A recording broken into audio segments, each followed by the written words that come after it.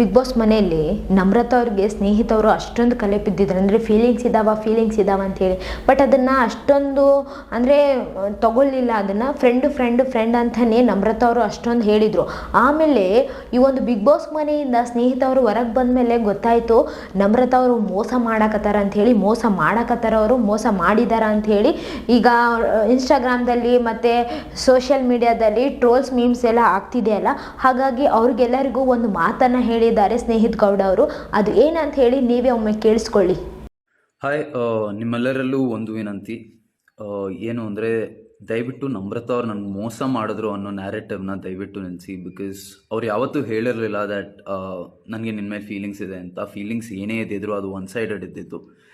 And so ನೀವೇನೇ ಈ trolls memes ಏನೋ ಮಾಡ್ತಾ ಇದ್ದೀರಾ, ಅದರಿಂದ ಬರೀ ಅವ್ರಿಗೆ ಮತ್ತು ಅವ್ರ ಫ್ಯಾಮಿಲಿ ಅವ್ರಿಗಲ್ದೆ ನನಗೂ ಹರ್ಟ್ ಆಗ್ತಾ ಇದೆ. ಆ್ಯಂಡ್ ಅದರಿಂದ ಒಬ್ಬರ ಕ್ಯಾರೆಕ್ಟರ್ ಅಸ್ಯಾಸಿನೇಟ್ ಆಗ್ತಾ ಇದೆ, ಅದು ಆಗಬಾರ್ದು. ಆಮೇಲೆ whatever might have happen between us, Namrata ಅವರು ಆ ಮನೇಲಿ ನನ್ನ first friend and she was always there for me. ನನಗೆ ಪ್ರೋಟೀನ್ ಇಲ್ಲದಾಗ ಪ್ರೋಟೀನ್ ಕೊಟ್ಟಿದ್ರು, ನನಗೆ ಊಟ ಕಮ್ಮಿ ಆದಾಗ ಅವರು ಊಟ ನನಗೆ ಕೊಟ್ಟಿದ್ರು. So all that doesn't change. ನನ್ನ ವಿನಯ್ ಮತ್ತು ನಮ್ರತಾ ಮಧ್ಯ ಏನೇ ಬಾಂಡ್ ಇದ್ರು ಅದು ಹೊರಗಡೆ ಬಂದಮೇಲೂ ಹಾಗೇ ಇರುತ್ತೆ. And will all be friends.